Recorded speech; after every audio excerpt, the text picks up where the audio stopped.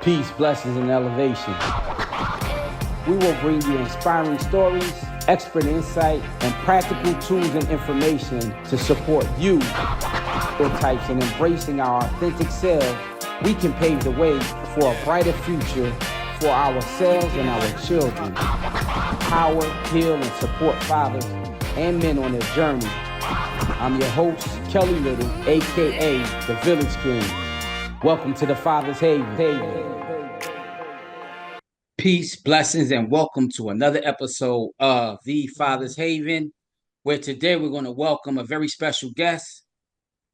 And this guest is none other than the amazing maternal and child health / fatherhood and community engagement expert, Kenn Harris. Today with Kenn, who is an advocate, a philanthropist, an equity accelerator, a speaker, a consultant, a coach, committed to normalizing wellness, prosperity, excellence, to healthy start and connecting communities. We're going to go deep, we're going to go wide, and we're going to go long during this episode as we explore legacy, fatherhood foundation, the historical context of how we got here in this hollow space that we call Fathermore. And more importantly, we're going to discuss where we've been, our opportunities for growth, and the origin of the EMU group, the challenges and triumphs that we face collectively as a fatherhood consortium, and then what advice could we give to systems, institutions, so that we can advance the work that we're doing. Welcome, Kenn. Thank you so much for having me. It's my pleasure. They say that when you operate in a space, you got to bring not only the experts in, but the people who are aligned with their purpose and what they were created to do. And you've been doing this. I'm going to let you tell them how many decades it's been, Kenn. Brother Kelly, yes. So I've been at this for 3.5 decades. So really almost 40 years, beginning with young boys prior to jumping into fatherhood within the maternal child health space. Yeah, so about 40 years, which really covers, as we know, 2 centuries. So 20th century fatherhood work versus 21st century, which is what we're up to now, that gets to that whole wellness and prosperity that you talked about in the beginning. Kenn, look, that's an amazing place for us to start. Typically, I start every episode from a space of gratitude. So, can you give us 2 things that you're grateful for before we dive deep into this topic? Mm.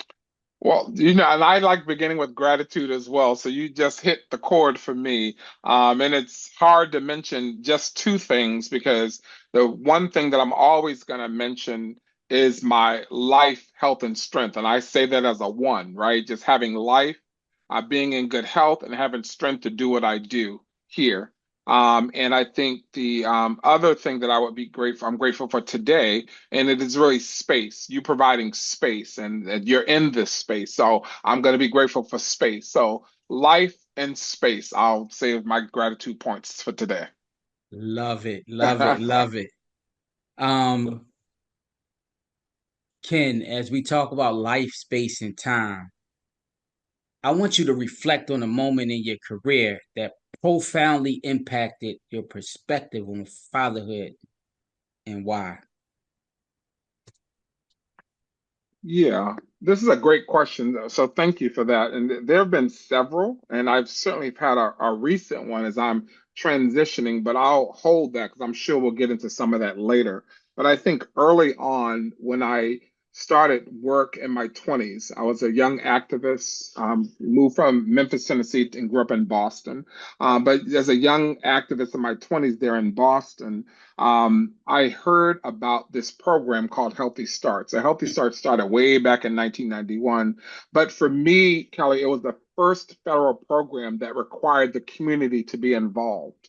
And I knew it was addressing babies dying and things like that. But I also knew at the time in our communities that our men and boys were struggling in communities. And so I remember coming into maternal child health, and I said to myself, but we're the fathers. We should be also focusing on fathers in this community. So I think that set me up in the beginning of my career in maternal child health to think about including fathers from the jump in a maternal child health space. And so that was profound because that's really driven my entire decades in this work. It's just thinking of fathers in this MCH and child space. Wow.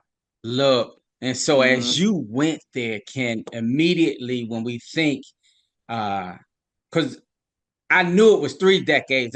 I missed the point five though. So Yes. because what I will gift you in truth is that you don't look like what you've traveled. Yeah. And it's not Uh-huh. often we can say that. Um, Absolutely.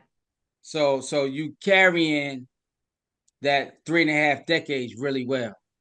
Hmm. Hmm. And I know it's not without, it's told that it puts on us to see where it started from and where Hmm. we're currently at and Hmm. navigating that space. Hmm. But it does push me back to the foundation of this work that we call fatherhood. And so, from a historical perspective, who would you say were the icons that have laid a pathway for you, me, and many of the people who consider this not work, but our calling? Hmm. Yeah. And let me start with where you left off and your compliment with regards to how I look.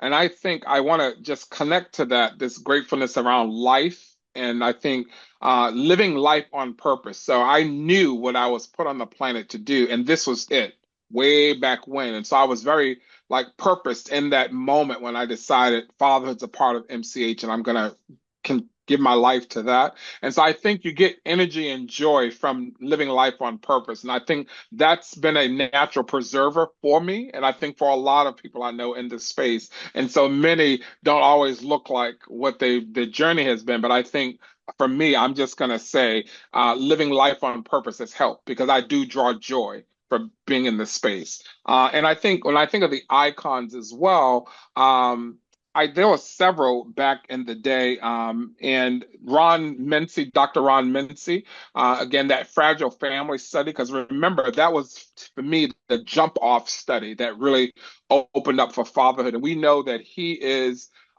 really one of those founders of fatherhood movement in this country, working with, the president administration at the time, but doing this work and igniting it through the foundation community.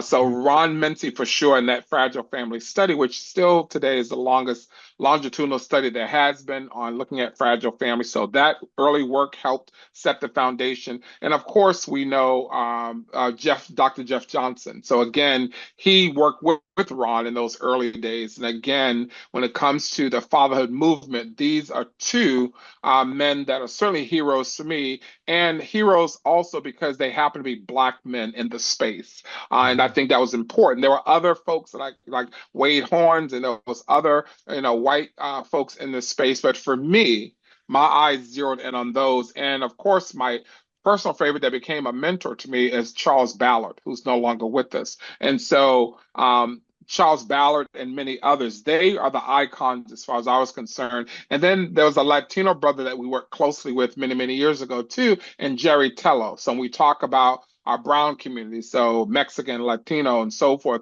he really helped us do work and our native community as well as our Latino community. So Jerry, again, is one of those pioneers of the work out from the West Coast, right? And so those are the folks that I remember in the early days, I'll call icons.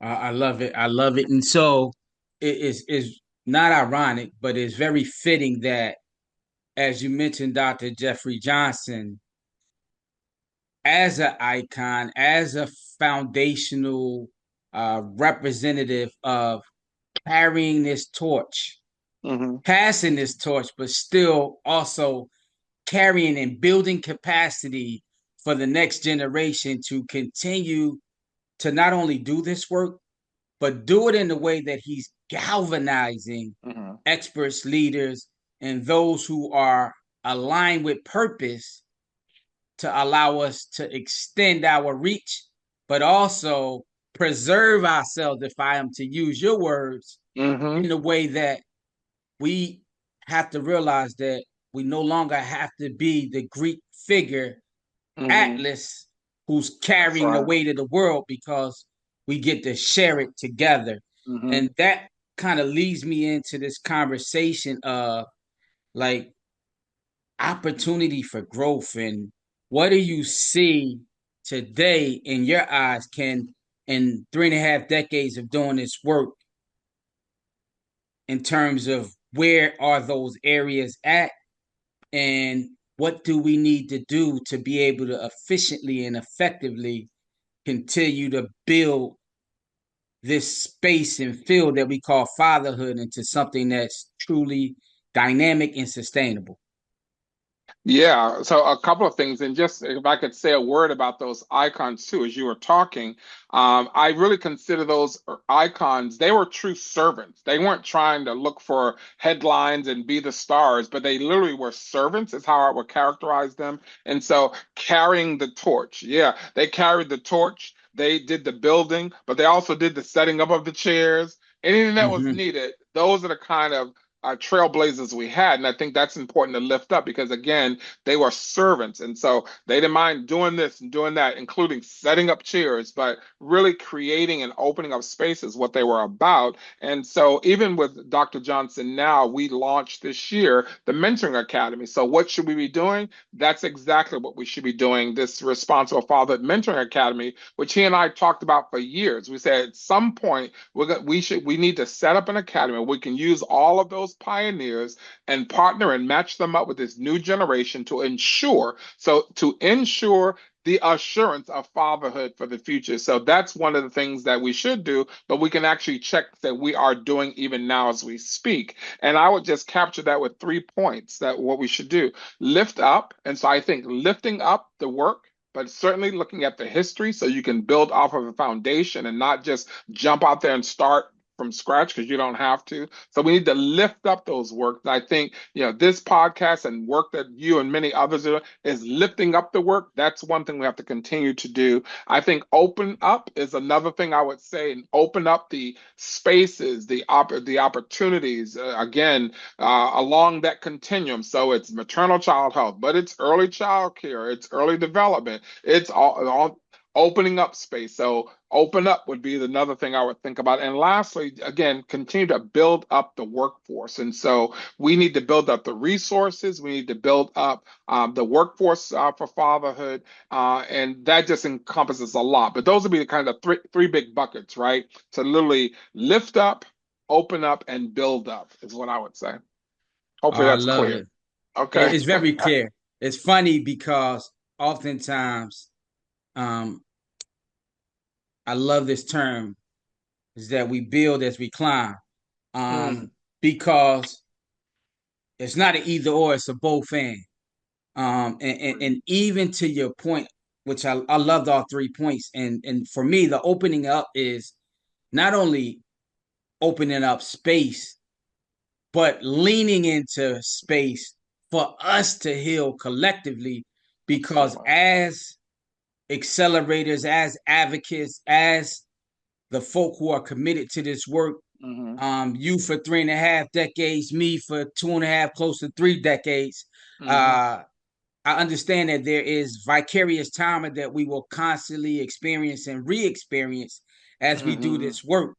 But as I stand in the gaps, connected and interconnected with this network of fatherhood leaders and accelerators, Hmm. that this intergenerational space allows us to heal, show what true comprehensive manhood is, Yep. so that we can create a generation that normalizes this space in that way so people stop telling our story for us and stop telling what fatherhood is. Because I'm often, I mean, we use the word responsible fatherhood, But I long for the day when we don't have to put responsible And in just front of father. fatherhood because it is implicit in the word fatherhood. Right. Um, That's absolutely right. Yeah, and I would say just to go back and start when you start with the both and it has to be both and because the truth of the matter when it comes to fatherhood and black fatherhood, fatherhood for black and brown families, we don't have the luxury of waiting, so we have to do both and. So I just wanted to emphasize that point with you. And I think yes, we want to accelerate, but to your point, we have to ignite and really motivate that healing. That piece is important before we can start accelerating, right? And so, again, this intergenerational space that you mentioned is so important because you can't talk about fatherhood without talking about manhood. And for many of us, because of the traumas, we can't just talk about manhood because we have to then talk about what happened in boyhood. So, again, the intergenerational space, a space where we can heal and heal together. Like Frederick Douglass said, it's easier to what? Raise to healthy to re- children than repair broken men. And so what we found out in the fatherhood space is there's a lot of brokenness, but the outside world don't want to heal us. And that's why we have to come together to make sure we create space so that we can heal within because they don't care about us. They don't want to heal us. And so fatherhood work you have to understand you have to create that space for healing so we can heal from that brokenness and we can only do that together. And lastly, I love what you said because it made me think about this old African adage which says the lion's story will never be told if the hunter continues to tell it. So yeah, we want to take back the power over the narrative and tell our own stories, our stories of healing, our stories of restoration, bringing our families back to wholeness. That's our story, and I'm motivated to tell that story, and I want to help us accelerate so we have those stories to tell. So I'm in 100%, bro. look. I love that because where you just went really leads me to one back to gratitude and appreciation hmm of the icons who are still in this space investing and so that really challenges us to operate from a space of humility and realize that as we do this work we have to be preparing not just the next generation but 3 generations forward hmm back to a 40-year plan. What do we see 40 years from now uh, in terms of fatherhood? What are the challenges that we're going to face? Because you said something earlier, right? And it summed up is not new under the sun. That's right. And so we get to build from the institutional knowledge that already exists in those studies that the Dr. Menzies and Dr. Charles Bowler had already hmm conducted, that Dr. Jeffrey Johnson is still in the battle, making sure that from a political standpoint, from a navigational standpoint, from a systems and institutional standpoint, hmm these are the things we got to get right. Yep. And but that requires us to really be curious and ask questions and be able to lean into areas of opportunity and growth hmm and not make it like all the things that we touch is gold hmm because we won't Absolutely. advance.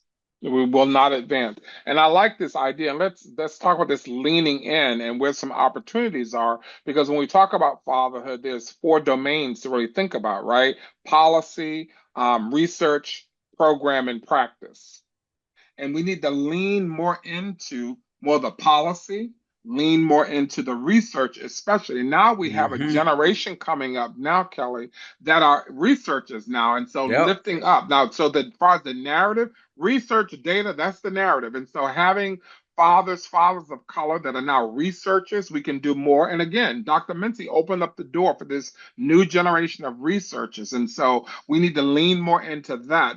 And the good stuff that's happening on the ground with some of these programs, they need to be partnering with others so we can kind of lift up the research from what they're doing in the evaluation there. We need to lean into more policy work because, as you and I know, if policy doesn't change to include fathers, it just won't happen. You can work your butt off on the ground level all you want, but at that higher, the big P level, if we're not changing policy, then it'll never happen. For example, the Healthy Start program is the only maternal child health program that requires fatherhood. That was a policy change that took 25 years to push, but then it became part of the policy, how they do funding. We need to see that across the board. I know other people, Wick's talking about it, others are talking about it, but unless we see it change at that policy level, it'll just be added on. And when things get tough, they'll do what? Take it away. But when you include it, you can't just get rid of it. And so fatherhood is not an add-on. It is part of taking care of family. So that leaning in, I just want to say we have opportunities ahead to kind of lean into those areas in particular. And certainly that'll help even strengthen the program level. And then also we can start seeing the practice expanded and, to your word, accelerate across the other domains across that continuum. So wow.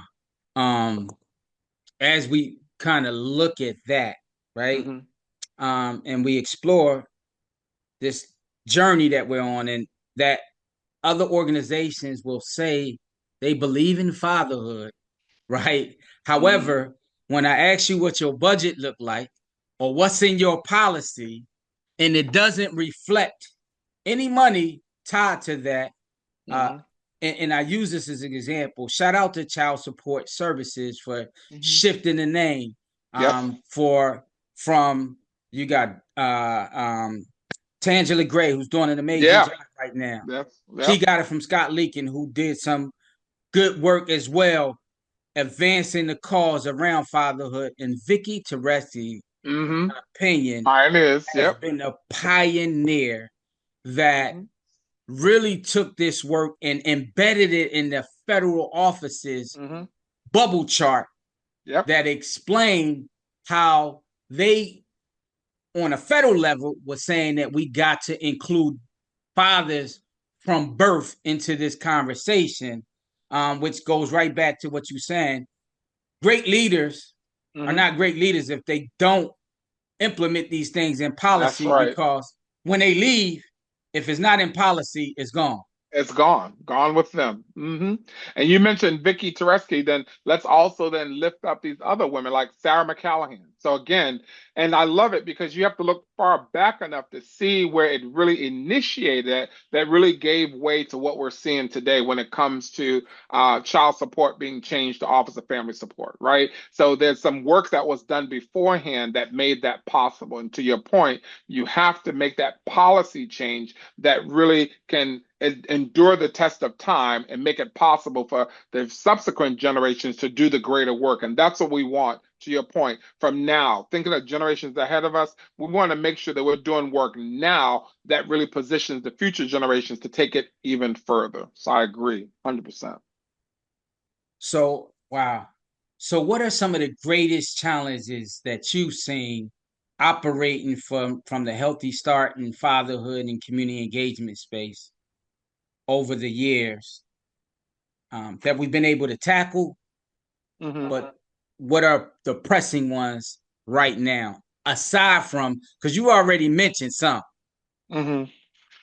Yeah, there's a couple. A couple of things come to mind right now, and one is I think that one of the biggest challenges that still exists today, but it's something we saw early on that we have addressed, and that is the attitude of father inclusion. Because you have to begin there, because if people don't think there's a value, then they're not going to go further than that. And so what we discovered in the Healthy Start community is it was even the workers, right? The female workers, of course, dealing with their attitude. And again, no shade against them, but it's a reality. Some of them had different experiences with men in their lives, with fathers in their lives. Mm-hmm. And the father factor affects us all, male and female, son and daughter. And Yep. so it was amazing to discover that we had some work to do even among our existing population. And so early training was developed. And our colleague Ken Scarborough has a great training that he's developed, the attitude of inclusion, which we started doing all around the country because that was like the first step. What do you think about fathers, right? Because everyone everyone's saying let's do this,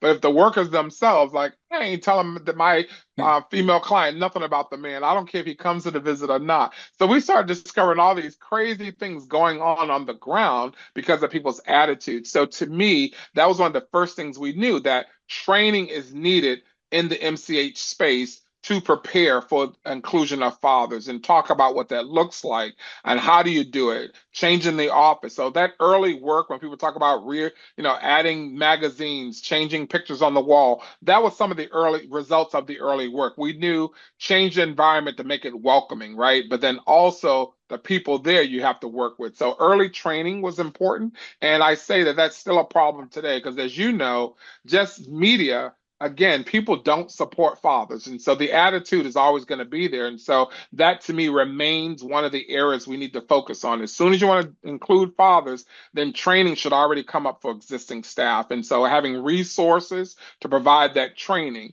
And the second would be resources in the broadest sense, a very comprehensive perspective around resources. So certainly the dollars need to be there. So to hire those male coordinators, male practitioners, but also resources, looking at existing resources, Kelly, and just saying if these resources are for her, what you're providing, why can't we just include him in that? So it's not even extra resources, just what's good for her is good for him. So this training that's available, other resources that are available to her already, we should just make room for him. So that same thing, is he's going to need the same type of education. So just rethinking how we utilize resources to leverage them and maximize them. So it's not always, hey, we don't have money for fatherhood. It's like, yeah, we know, we hear that all the time, but we're not always just asking for money. We're saying, look at your resources and let's think about, if you have this inclusion perspective, then you can think about the resources differently. So that's the other area of frustration, because people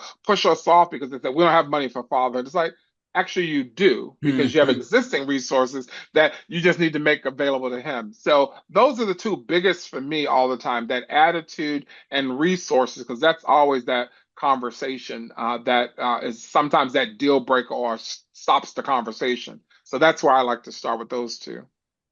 I love it, Ken, because one of the things that I always say is if you have the folk who are serving said fathers and said mothers, and their primary focus is on providing financial support to mom, yet a child experiences the so-called absence, and it's really not absence, it's because we're prioritizing the wrong thing. It's again not an either or, both and. So That's at the right. same time we're focusing on money, if we're focusing on the importance of both parents, then a child doesn't grow up wondering why their father don't love them, because we put this barrier in place. Mm-hmm. And sometimes some of the other additional policies will not make him run, but because it's Mm-hmm. not favorable and Mm-hmm. equitable, they go underground. And so Right. this child has to make up his own story in his mind, because everybody else felt that child or children would be better off with just this person. So we got to make sure not Mm-hmm. just financial pay and being present, but being present with presence is welcome and encouraged Mm-hmm. across systems and institutions. Absolutely. To your point, Mm-hmm. so you And really that hammered that. And that brings us back to the policy and the practice, policy, program, and practice. Yep, Because again, policy, programs, and practice right now push them out, push them under, push them away. And that's yep, what you've just described. Because there's policies that do that. So if I can't pay, I can't see, I can't yep, spend time. So absolutely, those policies, programs, and practices push them out, push them under, and push them away. And the child suffers because they're wondering, why isn't daddy here? Well, daddy would have been there if that policy didn't say that he can't because he's not this or that. So that's a great example. And for us in fatherhood, and I know the evaluation that we have, the framework on our evaluation, Kelly, is ICE, ICE, and it's inclusion, right? And then the C is for connection, because that's what we're talking about now. How do we make connection? through healthy relationships, through the co-parent. There's way how are we connecting with dad? And then we can talk about the engagement. So has the engagement improved the birth outcome? Has the engagement improved a infant outcome or a child outcome? So that's kind of those three areas that we look at on the evaluation. What does the involvement inclusion look like? Did you change policies? Is he coming to the clinic? So there's a way to think about the I, and then connecting. So how are you connecting? Are you recruiting him? Do you have a coordinator that's reaching out? You providing classes? You can begin to talk about all the things you're doing to connect with him, and then you can start talking about that engagement. And if you do those three, you'll be able to tell that comprehensive story that leads to more about the value of father involvement. And that's what we want to talk about. There's a value and there's a worth to this, not a cost to it. So there wasn't a cost too much. No, no. Mm-hmm. But the worth is much beyond the cost, right? Because the worth of having the child connected to their father, the worth of having a partner, having the father engage in the pregnancy to have a good outcome. That's the story. That's where the real worth is, because we certainly know that it'll improve outcomes and early development, et cetera, et cetera. Look, so as we as you just went there, the other thing to me is, to your point, we know that as we do that, mom's health Mm-hmm. changes and shifts. She doesn't have to worry about more things. We know based on the data and research that obesity goes down, uh, Yep. childhood uh, creativity is increased, their ability to complete high school, go to college, infant morbidity shifts, infant Mm-hmm. mortality changes. All those risk factors now become accelerators, Mm-hmm. and all the other things in terms of this false understanding of whether I'm loved, things that typically they didn't attribute to great indicators. For instance, when a dad throws his child in the air and catches his child, it improves self confidence. Mm-hmm. What the research says is when a dad skin to skin with his child or Come on. children, the Mm-hmm. results are the same, if not better, than mom Mm-hmm. doing the same thing. So, what we're talking about in perpetuity is Mm-hmm. the divine balance of divine feminine and divine masculine energy, Mm-hmm. give giving principle, receiving principle, but it's no different than sun and moon, day and night. When we put things Mm-hmm. in connection one to another, Mm-hmm. we change the impact that we have, and we move out of this thing that's just measuring data, which is quantitative. Right. And just listening to you speak a minute ago took me directly into a social return on investment and the Absolutely. qualitative Mm-hmm. uh, impact that can be Mm-hmm. quantified Come the on, brother. same way a return on investment can. Mm-hmm. Mm-hmm.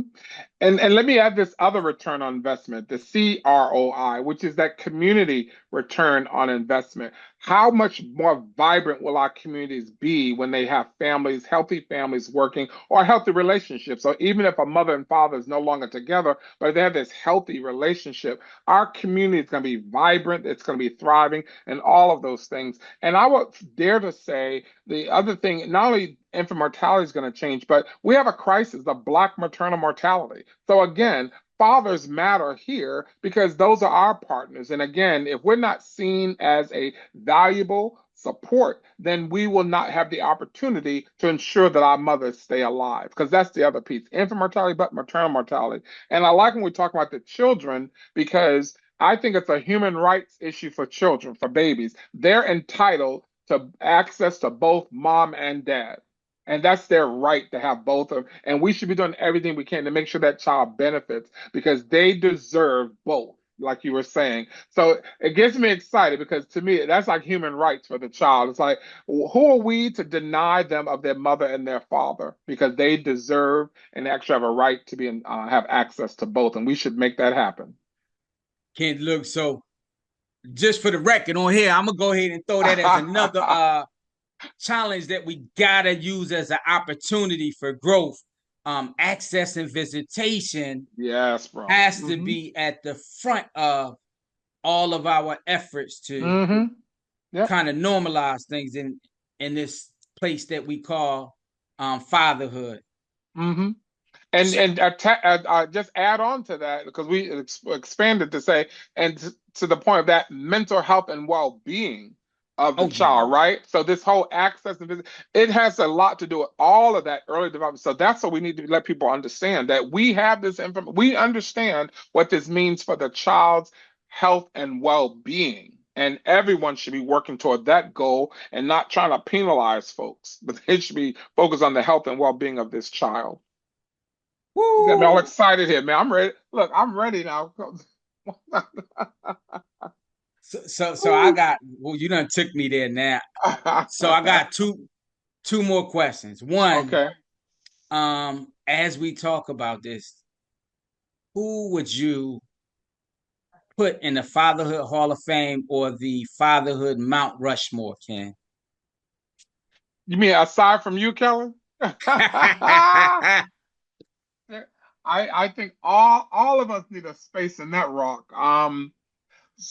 It's well, for me and the ones that I mentioned earlier, and I'm gonna say Dr. Ron Mincy again, but Yep. this time because there's another conversation I can say any of the others. But today I'm gonna say Ron because if you ever heard, Ron has a great testimony, as I call it, right? Because Ron did not grow up with his father. I don't Mm-hmm. think he met his father ever. And so I remember years ago first hearing his story. But what happened for him, so growing up, you can imagine, where's my dad? My dad doesn't care about me. So he probably had anger toward the father in the early years. But he really describes over the years of doing this type of research as he increased his understanding of fathers, Black fathers in particular, the time that he was born in with his father, thinking about the challenges that his father, the brokenness that could have been there with his father. He said over the years, Kelly, he began to understand and held his father less at fault. And he found his at one point in his life where he actually forgave his father Mm-hmm. because he realized the challenges his father must have had during the time that he was became a father. So it's just, and I'm not doing the testimony justice, but I have enough of the understanding that says that he understands how important it is for fathers to be involved. It has motivated him. So this story of I don't know my daddy, I never saw my daddy, didn't take him down a negative road. It actually caused him to do what he did, his life's work, which has been such a gift to all of us generations later, and it's going to serve generations ahead because he pursued and tried and understood what was going on. And so the commitment that he has to this comes from a place, and you mentioned the word humility. He was humbled, he said, because he remembered a time when he forgave his father. Again, never met the man and all of that, but in his process was to let that go and forgive his father. And certainly that what he's learned has influenced the kind of work that he's done for decades now. And so I definitely would have his head there for that because that was revelatory to me. I was like, I've never heard of somebody who's, forgave the father they never even met kind of thing. So that to me always sticks out as something tremendous. So I will put his head there first. You know what? I love how you brought that because again, I can't even speak enough words to speak his impact on this Hmm. thing that we call fatherhood with his revolutionary research. But what Hmm. I would say is, had it not been for that condition, we may not have had Dr. Mincy in the way that we had him, and how he was able to gracefully bow out after been carrying this torch for so long Yes. and Hmm. prioritize his children and grandchildren at Yes, this phase brother. of his life, Hmm. which was a lesson in itself that we can do the work, but what we can't do is do the work at the expense of losing our immediate family, because at that point, then we're not being a good representation of what fatherhood and manhood is. Hmm. And so Hmm. that's what I've always seen. Like I got this picture of me and I think we was in LA, me and Dr. Mincy. Okay. He actually came to one of my workshops. It was him and his wife. Uh-huh. And Dr. at this Mincy. tape, Yep. Come on now, he both of them. at this tape, he phasing out of everything. And I'm like, Hmm. wow. Like, Hmm. so it was a full circle moment Yeah. to see that like 20 years before that. And then as he was phasing out, the same person I seen when I first got into it So you was got to actually say. sitting on the other side, Mm, um, and essentially blessing me yeah. with words of encouragement to continue to keep going and Hmm. advancing the work. Hmm. And here's the other thing, and let's consider him and many others, but not many others because it's few. But he and his wife, the Mrs. Dr. Mency, both from their generation, to have this black man that we see alive, to your point, we get to see him live as a living example because again, he is humble where he's transitioned so he can focus on his own children and his grandchildren. So usually we don't see black men. They're dead by now, Kelly. That's the thing that we also want to acknowledge, that we are blessed that he is still with us to be that example for us because growing up for me, I wonder where are all the older black men in our community? They've died of some chronic disease, and we know with fatherhood, we cannot ignore mass incarceration in the age of fatherhood, fatherhood in the age of mass incarceration, because that's where our older men are. Either they're dead or they're in prison. So for us to see this living icon transitioning, and now we get to watch him be an example, right, of how to step back and focus and enjoy the fruit of his labor, which is his own children and his grandchildren. To me, that's a blessing because it reminds me, right, as I'm transitioning, to make sure I do the same thing and look forward to this wonderful blessing of having grandchildren one day that I'm going to be totally there for. And then confident that the generation behind me is carrying on the work, which I think Ron is quite confident that we're carrying this on for him. So, yeah, man, it's a blessing to see him. Look, so I'm Hmm. loving that, and so I'm gonna take a step for a second and Hmm. just and you walk right in there after me. I'm gonna say Ken Harris. I'm gonna say Ken Scarborough. I'm gonna say Patrick Patterson, Kenny Hmm. Braswell, Eugene Schneerberg. I'm gonna say David Miller. I'm gonna say Kelly Little, Patrick Hmm. Patterson, Hmm. uh, Joe Avis Jones. Fowles, Joe Hmm. Jones. Sean Dove has influenced it in other ways. Um, James Rodriguez, Hmm. all these folk, Hmm. Geneva and Ware. Yeah. Hmm. mm-hmm, Yeah. Carl Chadburn. It's so many Hmm. people who have done such an amazing job at Hmm. being and holding up space. Katrina Johnson, like names keep popping up in my Hmm. head, so I'm gonna Hmm. stop. But where I want Yeah. to transition to is first and foremost, you've given 3.5 decades not only to fatherhood but to healthy start. But you've also turned into a phoenix and have been reborn. Talk to them, explain the title of your new company, Hmm. and talk a little bit about your company, Ken, how they can Thank you. contact you, connect with Hmm. you, support you, so that we revitalize cooperative economics. Thank you for that opportunity to talk about that for sure. I want to add one more name, and I will put this on the icon because I didn't mention his name. But remember Dr. Kirk Harris, because he was around with Ron and Jeff Yep. back in the day, and especially important because of that early childhood development phase, because that's where his work was. So to able to talk about the importance of fathers along that continuum for early childhood was huge. And so Dr. Kirk Harris, for sure, is one of those pioneers in the old generation that worked a lot on the early policy. So just wanted to throw his name out there too for your listeners so they know his name as well. But so my new company consulting business is called the Emu Consultant. And an emu, Kelly, is a bird that looks like an ostrich, but it doesn't have and I learned about this bird over 25 years ago, but doesn't have the ability to walk backwards. But what it does, it looks back to get its bearings and is able to propel itself many feet ahead.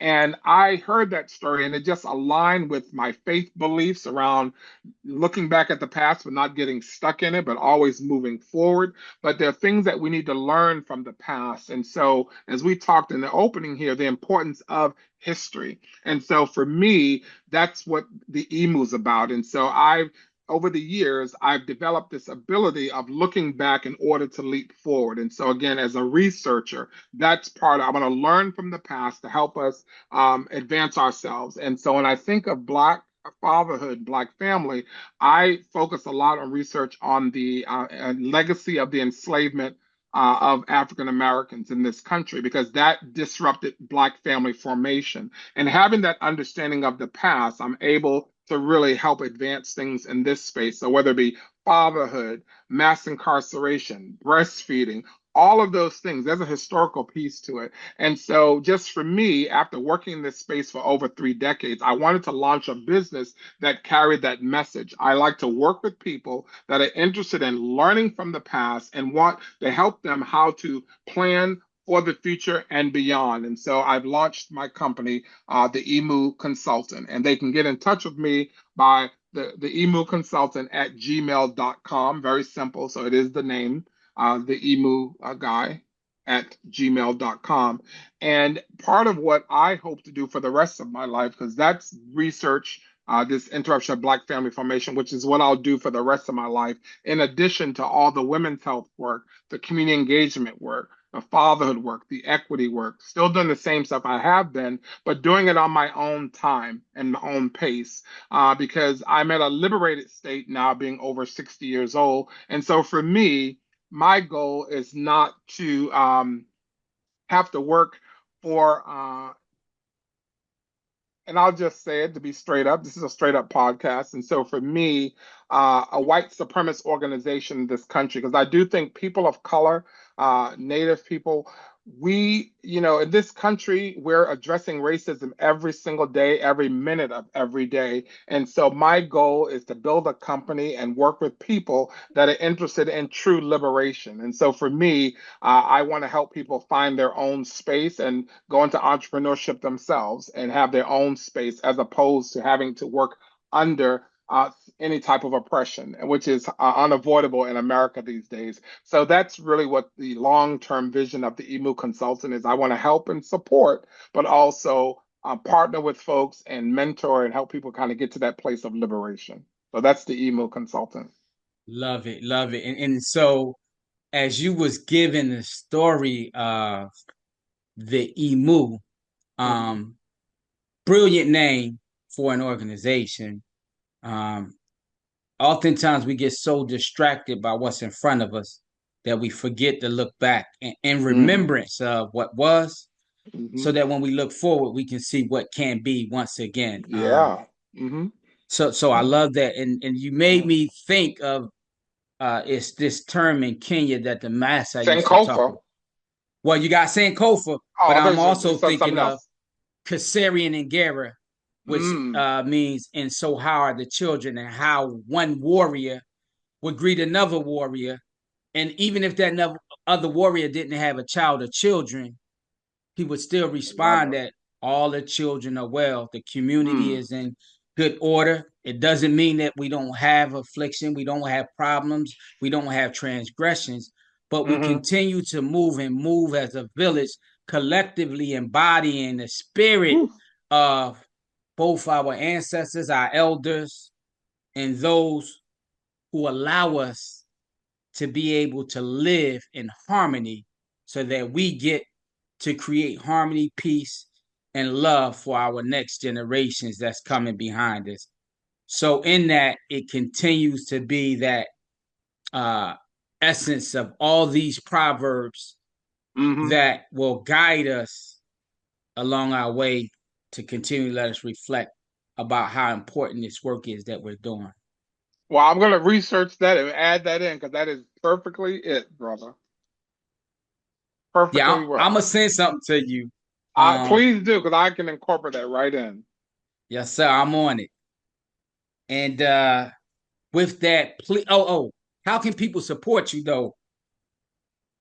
I think just by being in touch, if they have work that they need, anything I can support with, again, because I've transitioned from my day job, so to speak, and so I'm available. So people, if they want to think through some things, feel free to reach out.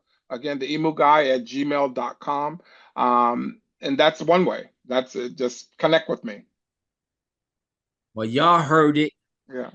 Uh, Brilliant brother, doing amazing work. The lineage continues to move forward. Collectively, we have to continue to engage and support one to another. Uh, go to the episode. Make sure you follow this brother. Find him on LinkedIn as we continue to galvanize as a community of men, fathers, family committed to the uplift of the human condition. So we see you. Again, don't hesitate. Make sure you reach out and connect. Peace, blessings, and elevation. We will bring you inspiring stories, expert insight, and practical tools and information to support you types in embracing our authentic selves. We can pave the way for a brighter future for ourselves and our children. Power, heal, and support fathers and men on their journey.